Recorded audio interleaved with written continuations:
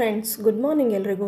ಹೇಗಿದ್ದೀರಾ ಎಲ್ಲರೂ ಚೆನ್ನಾಗಿದ್ದೀರಾ ಅಂತ ಭಾವಿಸ್ತಾ ಈ ವಿಡಿಯೋನ ನಾನು ಶುರು ಮಾಡ್ತಾ ಇದ್ದೀನಿ. ಆ್ಯಕ್ಚುಲಿ ಇವತ್ತು ನಾನು ಈ ವಿಡಿಯೋದಲ್ಲಿ ಯಾವುದ್ರ ಬಗ್ಗೆ ಹೇಳಕ್ಕೆ ಹೊರಟಿದ್ದೀನಿ ಅಂದರೆ ಸೂಫಿ ಮಂಡಿ ಅಂತ ಬನ್ನೇರುಘಟ್ಟ ಮೇನ್ ರೋಡಲ್ಲಿ ಬರುತ್ತೆ. ಇದು ರೆಸ್ಟೋರೆಂಟು.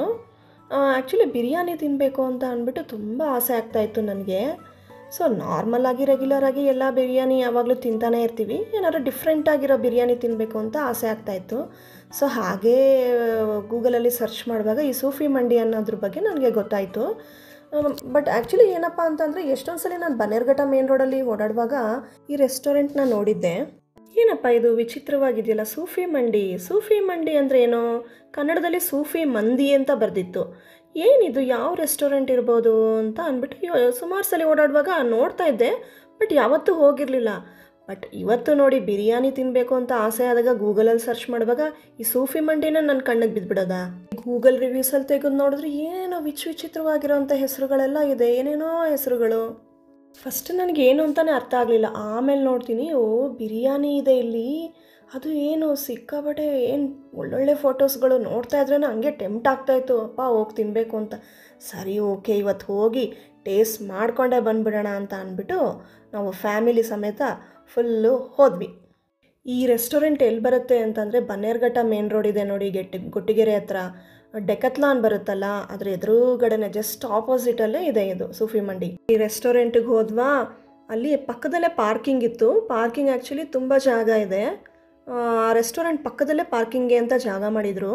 ಸೊ ಆ ಪಾರ್ಕಿಂಗಲ್ಲಿ ಕಾರ್ನ ಪಾರ್ಕ್ ಮಾಡಿಬಿಟ್ಟು ಒಳಗಡೆ ಹೋದ್ವಿ. ಒಳಗಡೆ ಹೋದರೆ ಫುಲ್ ಆ್ಯಂಬಿಯನ್ಸು ತುಂಬ ಡಿಫ್ರೆಂಟ್ ಆಗಿದೆ, ಬೇರೆ ಹೋಟೆಲ್ಗಳ ಥರ ಇಲ್ಲ, ತುಂಬಾ ಡಿಫ್ರೆಂಟ್ ಆಗಿತ್ತು. ಅಲ್ಲಿ ಸುಮಾರು ಜನ ನಮ್ಮ ಥರನೇ ಊಟಕ್ಕೋಸ್ಕರ ವೆಯ್ಟ್ ಮಾಡ್ಕೊಂಡು ಕೂತಿದ್ರು.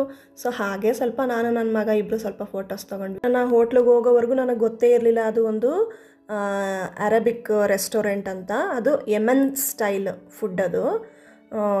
ನಾವು ಒಳಗಡೆ ಹೋಗಿ ಕೂತ್ಕೊಂಡ್ವಾ, ಮೆನು ಕಾರ್ಡ್ ತೊಗೊಂಬಂದು ಕೊಟ್ರೆ ಏನು ಆರ್ಡ್ರ್ ಮಾಡಬೇಕು ಅಂತಲೇ ಗೊತ್ತಾಗ್ತಾ ಇಲ್ಲ. ಏನೇನೋ ಡಿಫ್ರೆಂಟಾಗಿ ಹೆಸರು ಫಸ್ಟ್ ಟೈಮ್ ಕೇಳ್ತಾ ಇರೋದು. ಏನಪ್ಪ ಈ ಥರ ಇದೆ, ಏನು ಆರ್ಡ್ರ್ ಮಾಡಬೇಕು ಅಂತಲೇ ಗೊತ್ತಾಗಲಿಲ್ಲ. ಬೇರೆಯವ್ರು ಬಂದ್ರಾ, ಅವರು ಬಂದು ನಾನು ಇಂಗ್ಲೀಷಲ್ಲಿ ಮಾತಾಡೋಕ್ಕೆ ಹೋದೆ. ಮೋಸ್ಟ್ಲಿ ಅವ್ರಿಗೆ ಗೊತ್ತಿರೋದಿಲ್ಲ ಕನ್ನಡ ಅಂತ ನೋಡಿದ್ರೆ, ಅವರು ಇಲ್ಲ ಮೇಡಮ್ ನಮಗೆ ಕನ್ನಡ ಗೊತ್ತಾಗುತ್ತೆ, ಕನ್ನಡದವರೇ ನಾವೇ, ಏನು ಬೇಕು ಹೇಳಿ ಅಂತ ಅಂದರು. ನಮಗೆ ಸರ್ ಇದು ಫಸ್ಟ್ ಟೈಮ್ ಬಂದಿರೋದು, ಏನು ಅಂತಲೇ ಗೊತ್ತಾಗ್ತಾ ಇಲ್ಲ, ನಾವು ಮೆನು ಕಾರ್ಡ್ ನೋಡಿದ್ರೆ, ನೀವೇ ಹೇಳಿ ಏನು ಬೆಸ್ಟು ಇಲ್ಲಿ, ಏನು ತೊಗೊಂಡ್ರೆ ಚೆನ್ನಾಗಿರುತ್ತೆ, ಏನು ಆರ್ಡ್ರ್ ಮಾಡಿದ್ರೆ ಚೆನ್ನಾಗಿರುತ್ತೆ ಅಂತ ಕೇಳಿದ್ವಾ. ಮೇಡಮ್ ಆಲ್ಫಹಮ್ ಮಂಡಿ ಮತ್ತು ಪೆರಿ ಚಿಕನ್ ತೊಗೊಳ್ಳಿ ಅಂತ ಹೇಳಿದ್ರು, ಚೆನ್ನಾಗಿರುತ್ತೆ, ಇಲ್ಲಿ ಮೋಸ್ಟ್ಲಿ ಬಂದವರೆಲ್ಲ ಜಾಸ್ತಿ ಇದನ್ನೇ ಆರ್ಡ್ರ್ ಮಾಡ್ತಾರೆ ಅಂತ ಹೇಳಿದ್ರು. ಸರಿ ಆಯಿತು, ಅದನ್ನೇ ತೊಗೊಂಡು ಬನ್ನಿ ಅಂತ ಅಂದ್ವಿ. ಆಮೇಲೆ ಇದು ಆಲ್ಫಹಮ್ ಮತ್ತು ಪೆರಿ ಆಲ್ಫಹಮ್ ಮಂಡಿ ಬಂತು. ಟೇಸ್ಟ್ ಮಾಡಿ ನೋಡಿದೆ, full different taste, first time ಈ ಥರ ಟೇಸ್ಟ್ ಮಾಡ್ತಾ ಇರೋದು. ಮೇಲೆ ಅದು ಪೆರಿ ಆಲ್ಫಹಮ್ ಮಂಡಿ ಲೆಗ್ ಪೀಸ್ ಇತ್ತು, ಅದು ಅಷ್ಟೇ ತುಂಬ ಚೆನ್ನಾಗಿತ್ತು ಟೇಸ್ಟು. ಆ್ಯಕ್ಚುಲಿ ಇದು ಏನು ಅಂತಂದರೆ ಇದು ಒಂದು ಟ್ರೆಡಿಷ್ನಲ್ ಡಿಶ್ಶು.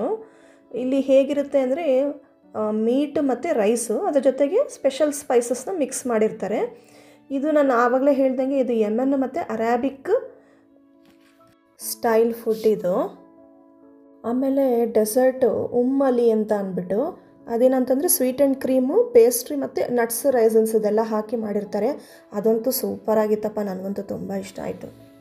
ಇಲ್ಲಿ ಇದೇ ಥರ ಎಷ್ಟೊಂದು biryani, soups, starters, salads, tandoori items, ಆಮೇಲೆ ಮಂಡಿ ಎಲ್ಲ ಚಿಕನ್ ಮಂಡಿ, ಮಟನ್ನು, ಫಿಶ್ಶು, ಆಮೇಲೆ grill chicken, Chinese items, drinks, breads, rice, ಈ ಥರ ಸಿಕ್ಕಾಬಟ್ಟೆ ಏನೇನೋ ಎಲ್ಲ ಇದೆ ರೀ. ನೀವು ಹೋಗಿ ಎಲ್ಲ ಒಂದ್ಸಲಿ ಟ್ರೈ ಮಾಡ್ಕೊಂಡು ಬನ್ನಿ, ಮತ್ತು ನನಗೂ ಕಮೆಂಟ್ ಸೆಕ್ಷನಲ್ಲಿ ತಿಳಿಸಿ ಹೇಗಿತ್ತು ಅಂತ ನಿಮ್ಮ ಎಕ್ಸ್ಪೀರಿಯನ್ಸು. ಓಕೆ ಫ್ರೆಂಡ್ಸ್, ಈ ವಿಡಿಯೋ ನಿಮಗೆ ಇಷ್ಟ ಆಗಿದರೆ ಕಮೆಂಟ್ಸ್ ಮಾಡಿ ನಿಮಗೆ ಏನಂತ ಅನ್ನಿಸ್ತು ಅಂತ. ಆಮೇಲೆ ಲೈಕ್ ಮಾಡಿ, ಶೇರ್ ಮಾಡಿ ನಿಮ್ಮ ಫ್ರೆಂಡ್ಸ್ ಆ್ಯಂಡ್ ಫ್ಯಾಮಿಲಿ ಜೊತೆ. ಓಕೆ, ಇನ್ನೊಂದು ವಿಡಿಯೋ ಜೊತೆ ಮತ್ತೆ ಸಿಗ್ತೀನಿ. ಬಾಯ್, ಟೇಕ್ ಕೇರ್, ಸಿ ಯು.